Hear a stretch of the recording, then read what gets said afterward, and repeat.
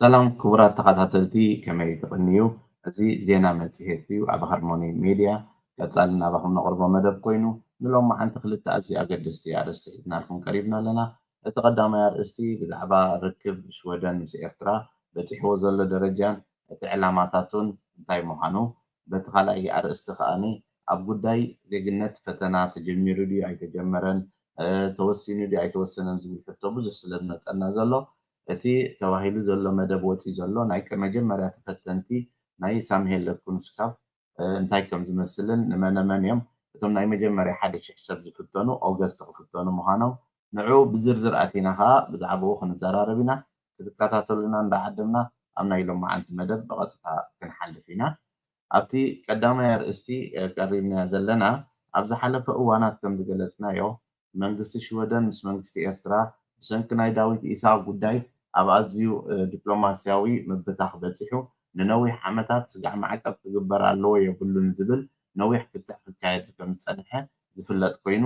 ኣብዚ ጉዳይ እዚ ካብ ሽወደን ሓደ ፍሉጥ ጋዜጠኛ ዶናልድ ቦድስትሩም ዝበሃል እሱ ቀረባ ቅርበት ሃልይዎ ናብ ኤርትራ መመላለስ ምንባሩን እቲ ርክብካ ስቲል ከም ዘሎ ናብኡ ከዓ ብዙሕ ግዜ ከም ዝመላለስ ቅድሚ ሕጂ እውን ከም ዝኸደ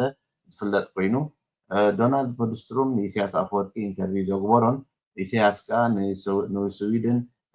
ብጋዳፊ ብሊብያ ቢሎም ናይ ዳዊት ኢሳቅ ነፃ ንምውፃእ ዝፍትንዎ ዝነበሩ ገለ ነዚታት ብሓባር ኣብኡ ኣቕሪቡ ኣብኡ ኣብ ክትዕ ዝኣተውሉ እዋን ከም ዝነበረን ንነዊሕ ግዜ ከዓ ኢንተርቪው ዘግብሮ ዝነበረ ምዃኑ ፍሉጥ እዩ። ካልኣይ ጋዜጠኛ ማርቲን ሽቢየ ዝበሃል ኣብ ኢትዮጵያ ብዘይሕጊ ኣትኹም ተባሂሎም ተኣሲሮም ዝነበሩ ጋዜጠኛ እውን ናብ ኤርትራ ዝመላለስ ኮይኑ ንንውሕ ዝበለ እዋናት ኣብ ናይ ዩኤን ኣኼባ ኣብ ኒውዮርክ ንወፃኢ ጉዳያት ሚኒስተር ናይ ሽወደን ምስ ናይ ኤርትራ ዑስማን ሳልሕ ካብኡ ጀሚሩ ዝርርብ ከም ተኻየደ ኣብ ቀረባ እዋን እውን ዑደትናታ ናይዛ ሚኒስተር ወፃኢ ጉዳያት ናይ ሽወደን ናብ ኤርትራ ኣብዚ መሰረት ገይሩ ዝኸደ ምዃኑን ስቲል ኣብኡ ከይዶም እውን ሕጂ ዝቐረባ እዋናት ከምዚ ኣብዚ ትሪእዎ ሕጂ ናባኹም ነብሎ ኣብ ዝቐረባ እዋን ኣብ ኣስመራ ናይ ሽወደን ኣምባሳደር ኣብ ኣስመራ ዘላ ናብኡ ከይዳ ኣብኡ ሓደ ኢቨንት ኣዳልዮም ነይሮም። እቲ ኣርእስቲ ዳልዮሞ ደለዉ እቶም ፀሓፍቲ ከም ዝኽብለኩም ፀናሕኩ ክልቲኦም ማርቲን ሽቢየ ከምኡ እውን ዶናልድ ቦድስትሩም ናብ ኣስመራ ከይዶም ኣብኡ ዝገበርዎ ኣኼባ ኮይኑ እዚ ኣብቲ ናይ ኣምባሳደር ናይ ሽወደን ኣብ ኤርትራ ኮይና 2 ዓመትን ፈረቓ ናብ ሽወደን ኦፊሳ ኮይኑ ኣብ ወርሒ ሓንሳብ ኣብኡ እንዳበፅሐት ትመፅእ ዝነበረት ኮይና ጄኒ ኦልሶን ትበሃል ኣብ ውፍቲ በዓል ዘዳለውዎ ኣብ ናይ ደቂ ኣንስትዮ በዓል ኢንተርናሽናል ናይ ደቂ ኣንስትዮ መዓልቲ ኣብኡ ዝሃበቶ ዘስማዓቶ ዘረባ ኮይኑ ነዚ ሕጂ ትርእስቲ ከም እትሪእዎ ዘለኹም ርክብ ሽወደንን ኤርትራን ጥንቆ ብዝኾነ መንገዲ ይኽፈት ኣሎ በቃ እቲ ርክባት ንኸመሓየሽ ዝኸዶ ዘሎ መንገዲ ብዛዕባኡ ገሊፆም ኣለዎ። እዚ ሓደ ካብቲ ዕላማ ናብ ነዊሕ ዳዊት ኢሳቅ ምውፃእ ብኡ ቢልካ ከዓ ኣብ መንጎ ክልቲኡ ዘሎ ርክባት ምዕባይ ኮይኑ ካብዚ ዝኸዱን ኣብኡ ዝነበሩን ምንስቶም ናይ ፖለቲካውያን ምስኣ ዝኸዱ ብሓባር ምዝርራብ ነይሩ። ሓደ ደጋጊምና ዝገለፅናዮ እንታይ እዩ ከይዶም እቲ ዝዓበየ ርክብ ዝግበር ዘለዎ ምስ ኣስካሉ መንቆሪዮስን ኣብ ዝነለ ልኡል ገብረኣብን ዝበሃላ ክልቲአን ተን ሓንቲ ሚኒስተር ናይ ሰብኣዊ ድሕነት ኮይና ልኡላ ገብረኣብ ከዓ ናይ ሃማደ ልኡል ገብረኣብ ከዓ ናይ ሃማደ ሓላፊት ኮይነን ኣብኡ ኣብቲ ኢቨንት ከም ዝነበራን ብዛዕባ ዝግበር ዝነበረ ዝርርብ ኣብኡ እውን ዘረባ ከተስምዕ ዕድል ዝተዋሃባ ኣብ ሽወደን ዝዓበየት ሕጂ ኣብ ናይ ኤርትራ ፖለቲካ ኣብ ዲፕሎማሲ ሸነኽ ትሰርሕ ዘላ ሰብ ኣብኡ እውን ቃል ከተስምዕ ዕድል ረኺባ ነይራ። እዚ ርክብ እዚ ዝገብርዎ ዘለዉ ሓደ ካብቲ ዕላምኡ ደጋጊምና ዝበልናዮ እዚ ኣብ ሶማል ከይዶም ገይሮሞ እዮም ሶማላውያን ንኽምለሱ ተባሂሉ ዝኽየድ ዝነበረ እዩ። እቲ ኣብኡ ንኣብነት ሓንቲ ኤርትራዊ ሽወደናዊት ኢሎም ቬኑስ ሃይለስላሴ ትበሃል ኣብኡ ዘረባ ከም ዘስምዐትን እቲ ዘረባ ደስማዓቶ ብዝሎ ሊንክ ብታሕቲ ክንገብረልኩም ኢና። እዚ ኩሉ እዚ ዝግበር ዘሎ ኣብቲ ኢቨንት እንታይ ዕላምኡ ብፍላይ ካብቲ ኣዝዩ ዝገረመኒ ነገራት ኣብኡ ማለት ነቶም ሓለፍቲ ምሕታት ኣይተረፈን። ኣብ ኩሉ ርክባት ናይ ዳዊት ኢሳቅ ሕቶ ምሕታት ኣይገደፍናዮን ንሓትት ኢና እዩ ዝበሃል ዘሎ። እቲ ዕላማ ምናልባት ብዕድመ ድፍእ ዘበሉ ወለዲ ኣብዚ መፅኦም ዕቑባ ዝሓትሉ ግዜ ምስ ተነፀጉ ናብ ሃገሮም ከይምለሱ ዝብል ሪኮመንዴሽን ስለ ዘሎ ኣብዚ ዓዲ ንነዊሕ ግዜ ኮፍ ኢሎም ዘለዉ ብዙሓት እዮም ነዚኦም ናብ ዓዲ ንምምላስ ሓሳብ ስለ ዘሎ እንተመሊሶም ዝኾነ ይኹን በደል ከይወርዶም ምስምማዕ ጌርካ ነቲ ናይ ሰብኣዊ ድሕነት ንዕኡ ኢምፓወር ጌርካ ንዕኡ ፋይናንስ ጌርካ ሰባት ክትመልስ ንኽትክእል ኣፍ ደገ ንምኽፋት ዝግበር ዘሎ ነገር እዩ እንተሪኢኹሞ እዚ ኢንተንሲቭሊ ዝሰርሕሉ ዘለዉ እዩ ሽወደን ሕጂ ናይ ሽወደን ናይ ኢሚግሬሽን ሚኒስተር ኣብ ዝሓለፈ ሳልስተ ኣብ ኢትዮጵያ እዩ ነይሩ ምስ IOM ናይ ተመለስቲ ጉዳይ ምስ ተመለሱ ዝረኽብዎ ሓገዝ ናይ ኣብኡ ጆብ ሰንተር ዝበሃል ከፊትካ ገለ ክግበር ዝብል ስራሓት ይግበር ኣሎ ከምኡ ዓይነት ነገራት ፅባሕ ንጎ ምስ ኤርትራ ትርክብ እንተተማሓይሹ ክግበር ከም ዝኽእል ናብዚ ኩሉ ዘብፅሕ እቲ ዝሃብዎ ዘለዉ ኢንተርቪዋት ክትሪእዎ ከለኹም ኣብዚ ብዙሕ ነገር ኢኻ ትርኢ ኣብዚ ዕስማን ሳልሕ ነቲ ርክብ መስታብ ሚኒስተር ኣብ ኒውዮርክ ዝጀመርዎ ምዃኖምን እዚ ኸ ፅቡቕ ምዕብል ከም ዘሎን ከምዚ እንዳበልና በብቑሩብ ከነመሓይሾ ከም ዘለና ዝብል ነገር ናይ ዳዊት ኢሳቅ ከተምፅእ ከለኹም ግን ታገናይ ነጥቢ እዚኣ እሳሲ ቀፃሊ ብሂማኒታርያን ብሰብኣዊ ጉዳይ መሰረት ዘይትፈትሕዎ ክንዲ ግዜ ተኣሲሩ ኣብ ዝበለቶም ግዜ እዛ ጉዳይ እዚኣ ዘይትገድፎ ያኹም ቅድም ትርክብ ኣብ መንጎ ክልቲአን ሃገራት ይዕበ ዝብል ዓይነት ይወስዶም ኣሎ ስለዚ እቲ ነዚ ዝበልናዮ ኣተሓሳስባ ተቐቢላኻ ሚኒስትር ወፃኢ ጉዳያት ናትኩም ናብዚ መፅኣትና እዚ ከዓ ፅቡቕ ነገር እዩ ዝበሎ ነገር ኣሎ ኣብ መጨረሻ በብሓደ ንኩሎም ኣብ ዝሓተቶም ግዜ እቲ ናይ ዳዊት ኢሳቅ ነገር ሓንቲ ነገር ኣላ ብጣዕሚ ኩሉ ሻዕ ትገርመኒ ናይ ሽወደን ሚኒስተር ወፃኢ ጉዳያት ዝነበረት ሌላ ፍሬቫልስ ትበሃል ኣብ 2004 ናብ ሓደ ኮንፈረንስ ዝበልናዮ እዩ ዳዊት ኢሳቅ ወፂቶም ካልኦት ከትርፍ ስርዓት ኣይክእልን ምክንያቱ እቲ ኣርጊመንት ዘቕርቦ ዘሎ ዳዊት ኢሳቅ ከምቶም ካልኦት ኤርትራውያን ከም ኤርትራዊና ኣሲርናያ ዘለና እንድሕር ዳ ይብል ኣሎ እሞ እንድሕር ዳ ኤርትራዊ ኮይኑ ክእሰር ንምንታይ ኩሎም ቶም ኤርትራውያት ይእሰሩ ንምንታይ ናብ ፍርዲ ደይቀርቡ ኢልካ ክንድምሕታት ንዳዊት ጥራሕ ኣውፅልና ኢልካ ምኻድ ንዳዊት ኣውፅኦም ነቶም ካልኦት መሓዝ ናይቶም ካልኦት ገበን ኤርትራውነቶም ጥራሕ ከስምዕ ስለ ዝኾነ እቲ ስትራቴጂ ክቕየር ኣለዎ ዝብል ንነዊሕ ዓመታት እቲ ነቕርቦ ዝነበርና ሓሳባት ነይሩ ነዚ ሓሳብ እዚ ስለዘይተሰምዐ ስቲል እታ መንገዲ እሳ ተታሒዛ ትኸይድ ስለ ዘላ እዚ ከዓ ኣሸጋሪ ይገብሮ እንታይ ዳ ኤርትራዊ ዳዊት ከም ኤርትራዊ ኢና ኣሲርናያ ዘለና ከም ኤርትራዊ ከዓ ገበን ገይሩ ብዛዓዲ ኢሉ የማነ ገብረ መስቀል ኣብዚኣ እታ ናይ ቅድሚ ሕጂ ዝብልዋ ጠቐነ ከም ዘላታ ኣስፊሩ ኣሎ ነዚ ከተንብቦ ክገድፈልኩም እየ ተተርጊሙ እውን ክቐርብ ፅቡቕ እዩ ምክንያቱ እዚ ዝኸይድ ዘሎ ርክባት ዝኸድዎ ዘለዉ እንታይ ምዃኑ ክረአይ ኣለዎ ራእይዎ ብ80-90% ዲፕሎማስያዊ ርክባት ብሰንኪ ዳዊት ኢሳቅ እዩ ደው ዝብለና ነይሩ እዚ ከዓ የሕዝን እዩ ብል የማነ ገብረ መስቀል ነዚ ሕሰብዎ እንድሕር ዳዊት ኢሳቅ ከም ኤርትራዊና ኣሲርናያ ዘለና ስለዚ ኣብ ኤርትራ ገበን ገይሩ ኣብ ኤርትራ ዝእሰር ዝበሃል ዘሎ ነገራት ገበን ዝገበረ ፍርዲ ይቀርብን ፍርዲ ይወስድን ብሕጋዊ መንገዲ ከም ዝኣሰርዎ ኮይኖም ከምኡ ኢሎም ደፊሮም ክዛረቡ እንታይ ማለት እዚኣቶምሲ እንኳዕ ኣብኡ ተቐዲምካ ውይ ሃለና እንኳዕ ኣብኡ ተኣሲርና ሃለና እዚኦም እዮም ቶም ኣርጊመንቶም ብከምዚ ዘቕርቡ ዜጋና ስለ ዝኾነስ ብዘይ ፍርዲ ክንኣስሮ ንቡር ኢሎም ንዓለም ሚድያ ኢንተርቪው ዝህቡ ሰባት ማለት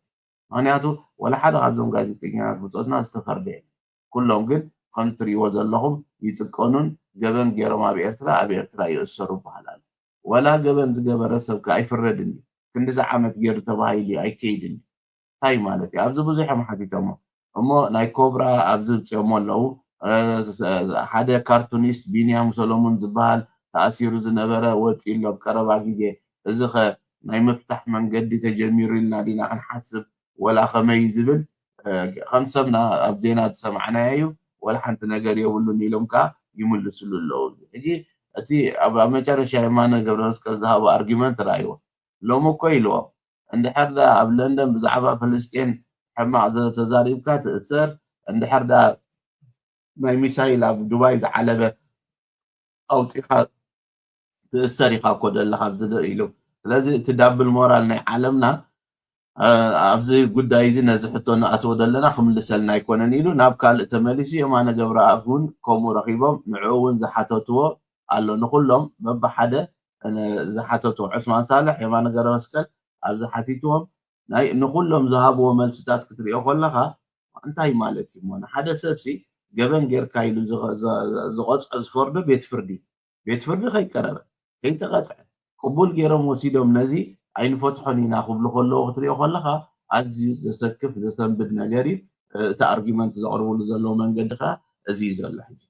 سلازي اتي كتنبو بوتا ارتيكل كغدفه اتي ناي ركبات قند حمرت بوشت زلو جن انتايو نزوم ابزو زلو مو عدمه دفيهم فقاد حتيتهم وصو تباهيلهم زي وصو انت مليسنايوم سقوم تغيت وسدلهم ابو خاني زخونه حاجز كنجبر سلازي بسلام كابزو خنملصلو نخل كونتات نخفطرو ناي ميغريشن ጉዳይ አዝዮም ብጻዕቅ ዝሰርሕሉ ዘለዉ እሱ ክሰርሑ እንተኮይኖም እንተገብርሎም እቲ መንግስቲ ዝበሎም ርክብ ናይ ዳዊት ንጎኒ እንዳወንዘፉ ንሰርሕ ኣለና ክብልዮም ግን ናይ ዳዊት ጉዳይ ከም ዝርሳዕ እቲ ዲፕሎማስያዊ ርክባት ግን ከም ዝመሓየሽ ክገብሩ ዑስማን ሳልሕ እውን ንሽወደን ዓዲማት ንላታ ሚኒስተር ዝበሎ ኣሎ ከምዚታት ዓይነት ነገር ክገብሩ ክፍትን እዮም ሽዑ ሽወደን ድሌቶም እንታይ እዩ እዚ ርክብ ዝተተመሓይሽሲ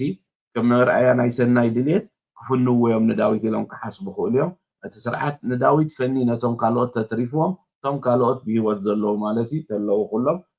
ቶም ካልኦት በደሎም ኤርትራውነቶም ማለት ስለዚ እቲ ኣርጊመንት ብኸመይ ክሰርሕ ኖርየና ከመይ ገይሮም እዮም ሽወደን ንዑ ኔቪቲ ደለዎ እዩ ከመይ ገይሮም ንዑ ፅበይ ኣለዉ ከመይ ገይሮ ከምኡ ክገብሮ ይብሉ ኣለዉ እሱ ምስ ግዜ ንሪኦ ነገር ክኸውን እዚ ተቐዳማይ ክፋል ከምኡ ኢልና ናብቲ ካልኣይ ኣርእስቲ ክንሓልፍ ከለና ኸ